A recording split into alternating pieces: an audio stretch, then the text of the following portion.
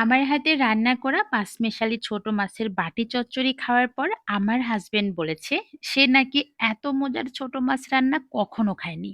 এরকম কমপ্লিমেন্ট পেতে কিন্তু খুবই ভালো লাগে। রাঁধুনির সার্থকতা তো ওইখানেই, যখন তার হাতে রান্না করা খাবার খেয়ে সবাই অনেক বেশি প্রশংসা করবে। তো চলুন, আর কথা না বলে এই পাঁচমেশালি ছোট মাছের বাটি চচ্চড়ি আমি কিভাবে রান্না করেছি চলে যাই সেই রেসিপিতে। আমি এখানে ০.৫ কেজি পরিমাণ পাঁচমিশালি ছোট মাছ নিয়েছি। এখানে কয়েক প্রকারের মাছ আছে। মাছগুলো ভালো করে কেটে ধুয়ে পরিষ্কার করে নিয়েছি।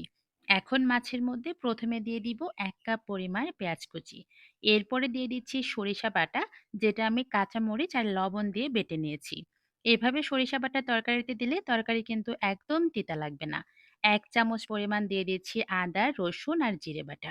১/২ চামচ দিয়ে দিলাম এখানে ধনিয়া গুঁড়া, ১ চামচ দিয়ে দিচ্ছি মরিচের গুঁড়া, সাথে ১/২ চামচ দিয়ে দিলাম হলুদের গুঁড়া। লাস্টে দিয়ে দিচ্ছি পরিমাণ মতো সয়াবিন তেল। এখন আমি মশলাগুলো ভালো করে মাছের সাথে মাখিয়ে নিব। লবণটা আর ব্যবহার করলাম না, যেহেতু সরিষা বাটার সময় লবণ দিয়েছি। পরবর্তীতে তরকারি রান্না করার সময় টেস্ট করে নিব। মশলার সাথে মাছ মাখানো হয়ে গিয়েছে। মোটামুটি আমি ৫ থেকে ৭ মিনিটের মতো মশলার সাথে মাছ এভাবেই রেস্টে রেখে দিব। আর এতে করে মশলাগুলো মাছের মধ্যে খুব ভালো করে প্রবেশ করতে পারবে। ১০ মিনিট পর চলে আসছি রান্না করার জন্যে। যে কড়াইয়ের মধ্যে রান্না করব সেই কড়াইয়ের মধ্যে মাখিয়ে রাখা মাছগুলো দিয়ে দিলাম। এখন দিয়ে দিব পরিমাণ মতো পানি। আমি যে বাটিতে মাছগুলো মাখিয়ে নিয়েছিলাম সেই বাটিটা ধুয়েই ১ কাপের মতো পানি দিয়েছি। ৩টা দিয়ে দিচ্ছি আস্ত কাঁচামরিচ আর উপর দিয়ে দিচ্ছি ৩ টেবিল চামচের মতো সয়াবিন তেল। ঢাকনা দিয়ে ঢেকে আমি ৮ থেকে ১০ মিনিটের মতো রান্না করে নিব। এই রান্নায় কিন্তু ঝোল রাখলে একদমই ভালো লাগবে না। এই তরকারিটা মেইন হচ্ছে মাখো মাখো করে রান্না করলে তবেই খেতে ভালো লাগবে। তরকারিটা কিন্তু মোটামুটি হয়ে গিয়েছে। হালকা একটু রস রস আছে। এটা আমি আর মিনিট ২ রান্না করে কমিয়ে নিব।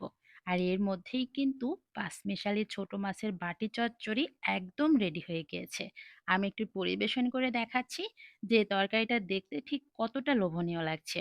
গরম গরম ভাতের সাথে একটু টক ডাল অথবা যেকোনো ডাল দিয়েই কিন্তু এই তরকারি দিয়ে ভাত খেতে ভীষণ মজার লাগবে। ছোট মাছ তো অনেকেই অনেকভাবে রান্না করে খান, তবে এভাবে হাতে মেখে সরিষা বাটা দিয়ে একদিন রান্না করে দেখুন। যে খাবে সেই রান্নার স্বাদ কখনো ভুলতে পারবে না। তো সবাই ভালো থাকবেন। আজকে চলে যাই।